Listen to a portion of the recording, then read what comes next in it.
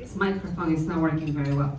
Okay, so our next speaker is Art Macomber, and he is running for Idaho Attorney General. Now, we know how important that position is, and Art Macomber, he's been a member of the community, an active member of the community. So, Art, I invite you to the podium, please, and thank you so much for being here with us.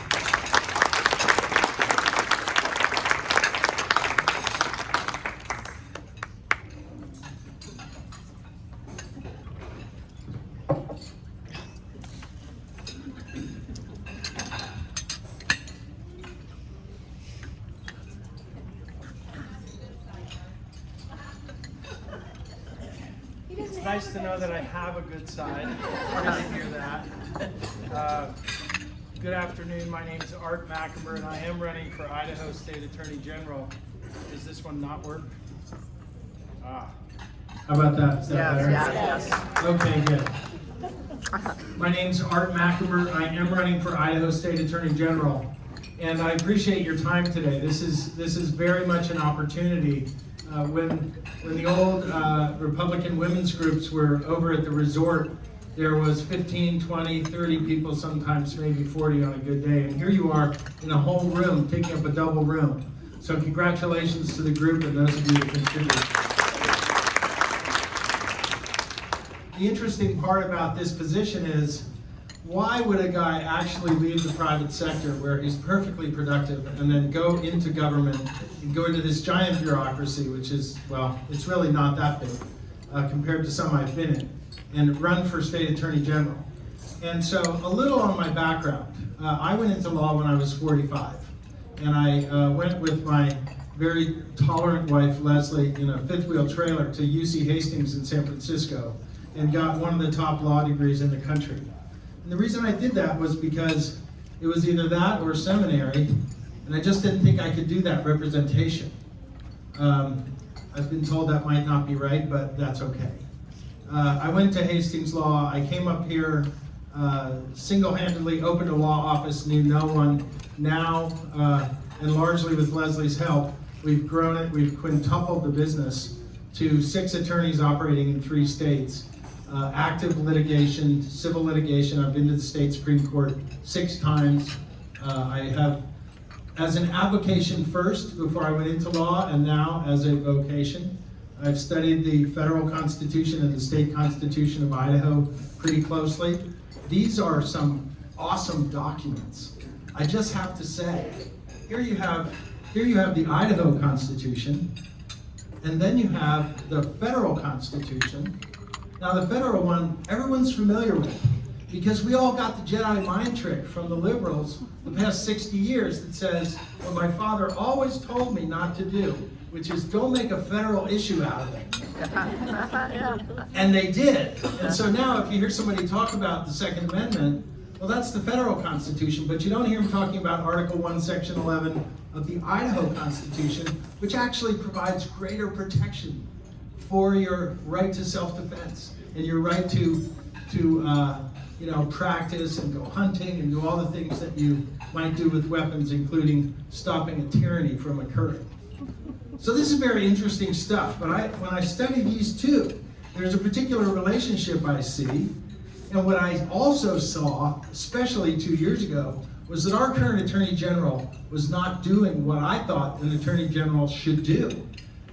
And so the Attorney General is mentioned in the Idaho Constitution, but the powers are in the statutes. Title 67, Chapter 14 specifically gives a whole list of duties. One of the duties is to represent the state of Idaho.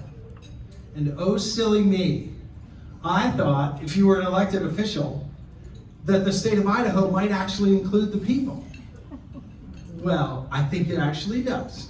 Because if you do the in-depth study of government and the separation of powers and the interaction between our 2 republics, here's what you come to.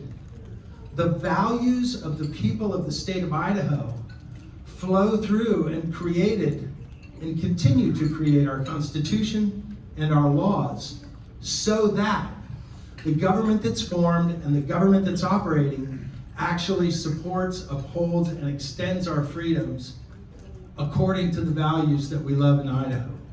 That's the way it works. And that wasn't happening. For example, we had all these mask wars and all this talk about vaccinations and who gets to do what. And my thought was, why doesn't the Attorney General just issue a written opinion? I mean, I used to issue 15 or 20 written opinions every single month for ordinary people that have legal problems. And that's what you do. You tell them what they need to hear, not what they want to hear, but what they need to hear, and then they can adequately make decisions as non-attorneys. That wasn't happening. Imagine what would have happened if Idaho's Attorney General had stepped out and said, here's a legal opinion on the limits of Brad Little's power as governor, constitutionally and statutorily. We're going to ask you, because of this strange disease we know nothing about, to go a little further. We're going to ask you to close your churches. We're going to ask you to shut down your businesses. We're going to ask you to essentially go home and hide under the bed until we tell you it's safe to come out. That opinion never appeared. If you go to the State Attorney General's website, there is no opinion about what's been happening to us the last 2 years.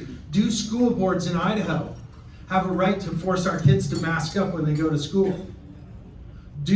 Well, the answer is actually yes. There's actually a case on that in Idaho. It's a discretionary power under the in loco parentis doctrine of the schools being in place of the parents. It's not an operational function, it's a discretionary function.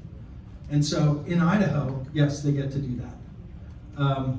Do corporations of more or less than 100 people get to tell their employees as a workplace condition to take a shot that's not even FDA approved?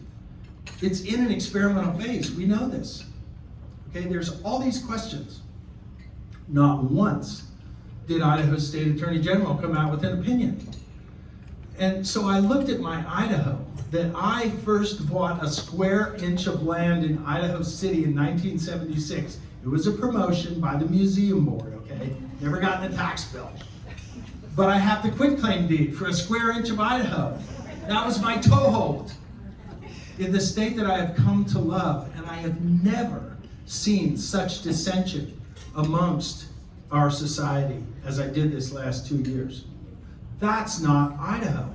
That's not the values of Idaho, okay? We don't protest in the street as a general rule, okay? And I think a lot of this could have been avoided. When I saw that it was not being avoided, I said, you know what? I could do a better job.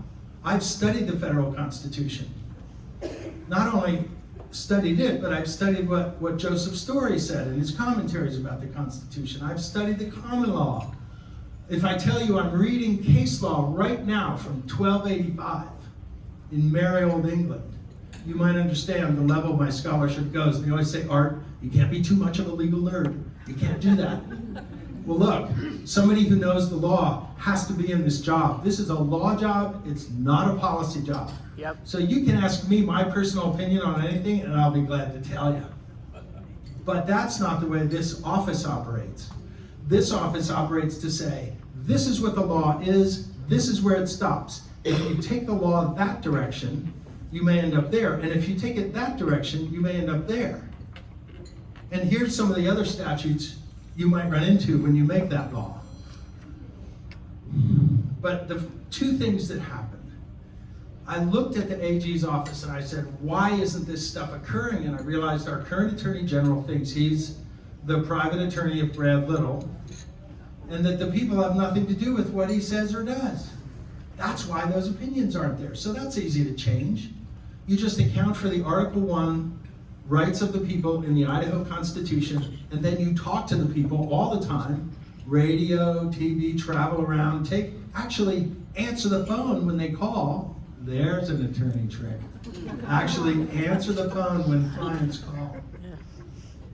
And then you could resolve some of these things because you'd stay in touch with the people and you'd know who you're talking to. But then I looked around and I saw this President Biden coming into office and all the things that they're trying to do. And I thought, well, Idaho has to fight this guy. This guy's nuts. He wants to have new laws on guns. He wants to have new laws on voting. He wants to tell our kids that they have to mask up. That was last week's lawsuit. The Head Start programs in all 50 states were told to mask up their kids. We're talking all the way down to 2 years old. Okay? And the Attorney General of the state of Louisiana thought, well, that must be something that the parents get to decide. Can you imagine that? And 24 other Attorney Generals agreed with it. So they filed a lawsuit in Louisiana and just got an injunction stopping the mandate from occurring until they can adjudicate the case. Idaho was not involved in that case because your Idaho Attorney General sits back and waits for the bombs to fall before he starts finding where his flak jacket is and getting ready. That's not right. That's not what a professional litigator does.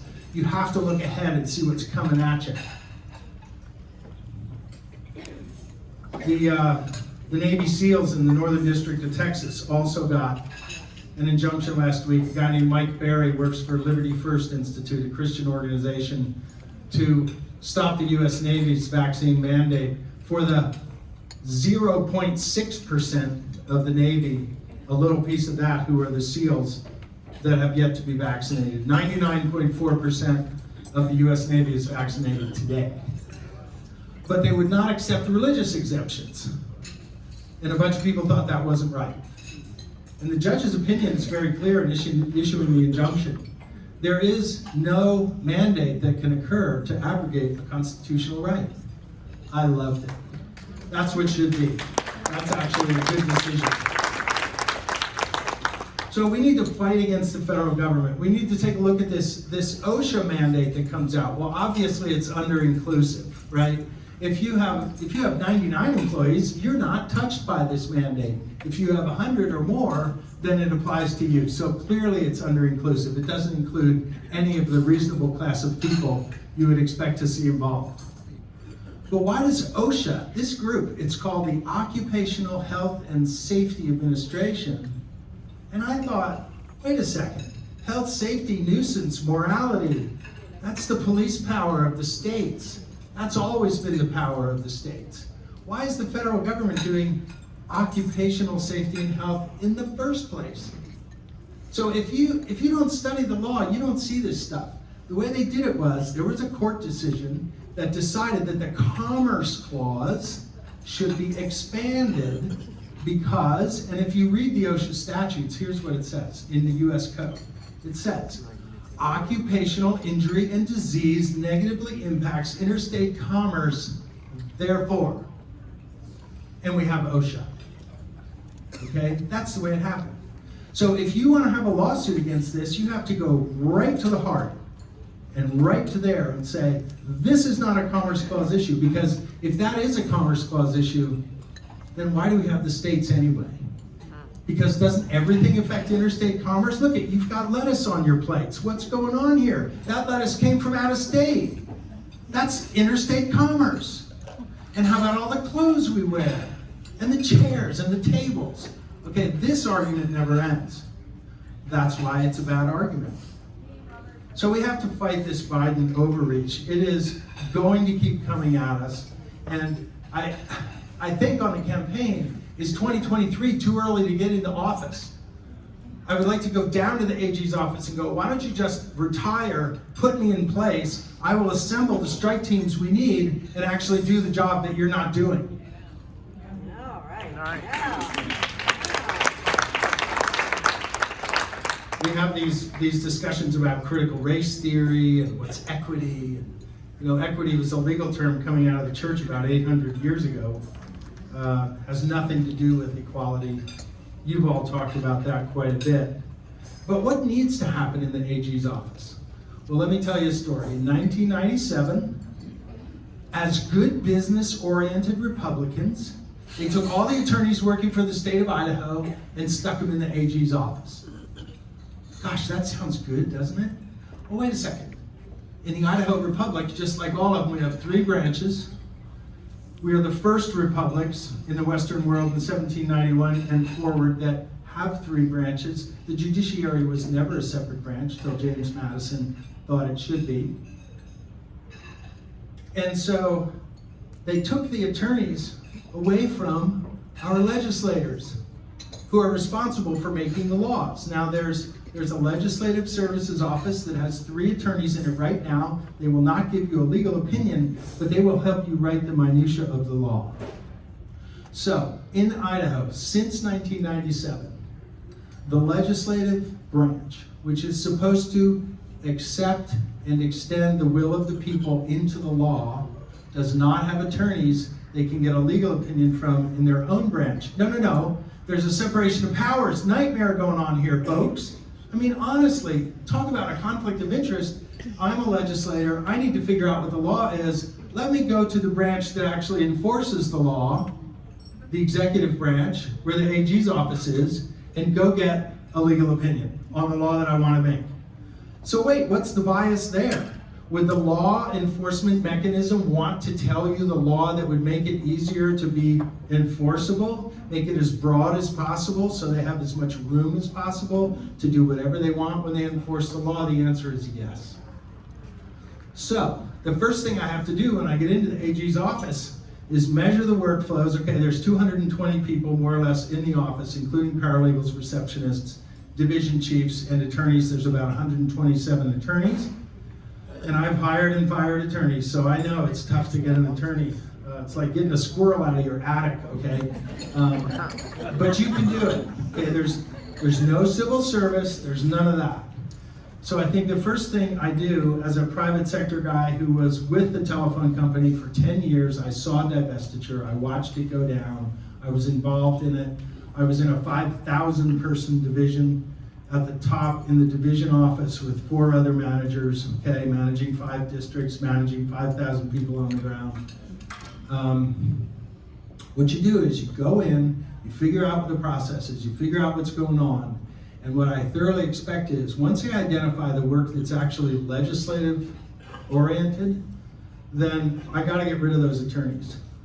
Those positions go away, and Dick Winder and who's ever running the legislative offices at that time should appropriate themselves money straight across the board. I don't think you have to spend a nickel more. Give the legislature of the state of Idaho its own attorneys.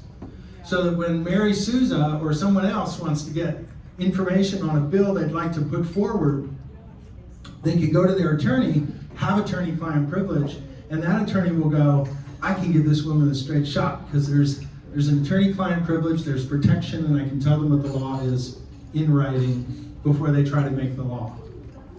Okay, so this is just critical that we have to do because right now, the executive branch is way too powerful.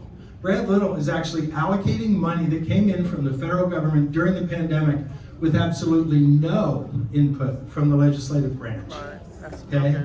That's got to be unconstitutional. Well, I looked it up yesterday. It is unconstitutional. There is no power in the governor to just allocate. There has to be a bill passed, and bills that allocate money are bills. There's a legislative process there in Article 3, and then in Article 4, the governor gets to either veto it or sign it. So there are these things that need to happen in the Idaho government, and when I think about why they're not occurring, part of me doesn't care because I'm so future oriented. I just want to make plans and make things happen. I'm a builder by nature, I always have been. Building the law, I mean, everything I've done is to make things better in the future. But I look at it and I say, well, for one, we have a guy who's been in there 2.5 decades and believes that the fact that he sat in the chair for 2.5 decades is a qualification to continue to sit in the chair. Okay? I don't think it is. And I look out at this room, a room full of hiring managers, which is what you are when you vote. You're a hiring manager. And if you look at the qualifications taken for this job, you're not going to go with those other 2 guys. Okay? There's one guy who's been the AG for 2.5 decades, and we're not getting what we need from him. There's another guy who's been a lobbyist since about 2006. Yes, he has a lot of friends. Yes, he has a lot of money. But he left the law. Why did he leave the law? Why didn't he practice? Why didn't he build a practice? Why didn't he litigate? Why isn't he a fierce litigator? I don't know that. So I think in the end, we talk about the Idaho values. You know, people in Idaho, we get up, we work hard, we miss lunch if we have to, we just keep going. We're self-reliant, we're self-determining, we recognize our Creator, probably first and foremost. Then we recognize and build our families. We want to have control over our families. We would rather have a husband and a wife together of two opposite sexes raising the kids. Sometimes you don't always get that. That's a whole nother speech, isn't it?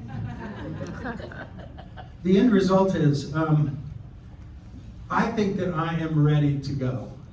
Okay? I have the organizational experience. I have the legal background. I would love to get 110 or 100 attorneys that I could actually rein in, and let's have a strike force of amicus brief writers that actually get involved in cases that are coming up. Let's actually take the initiative on these cases. Why didn't we sue in the Head Start case? Why wasn't Idaho the first one? Okay, Idaho needs to be the first one. We are the last man standing in the Pacific Northwest. All around us is a sea of blue. And everybody knows it. So we cannot continue to not exercise our state sovereignty. We have to really get busy on this stuff. So there is, of course, a website, macomberforidaho.com. There's literature on the back table. I've started a series of videos, every single weekday, minute and a half video. So I just posted, the first 4 are up. There's 97 to go. Yes. I can imagine people saying, gosh, Art, how can you talk for 97 minutes? Well, I'm up on 20 almost right now. But the answer is that if you really want the people to understand what you're about and what you're doing and what needs to happen, you need to do that. And anybody that's not doing that, in my view, is not really doing the full job. So when I ran for office in 2016 here, I walked all 26 precincts and knocked on every Republican door. And people said, well, gosh, Art, how did you do that? And I said, well, because my old friend Kathy Sims taught me to do that. She said, you walk every precinct. I didn't know any better. What a great bunch of exercise I got. Well, I could almost use some more of that. But if you want to have a town hall, or if you want to have a meet and greet, or if you want to get people together that ask me more hard questions than I'm sure you're going to ask me now in the next few minutes, then I encourage you to do it. There are envelopes on the back table.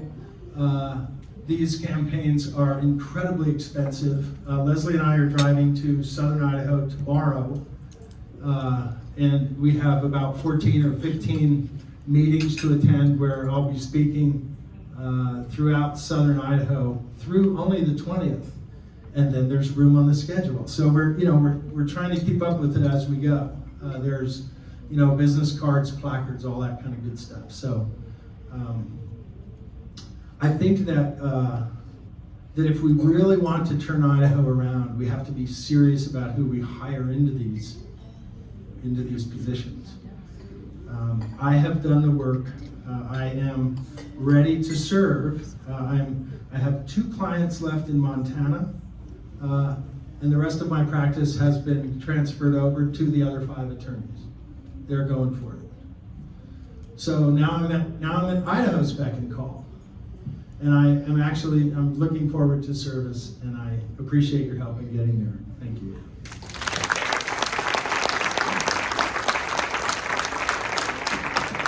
Thank you, Art. So let's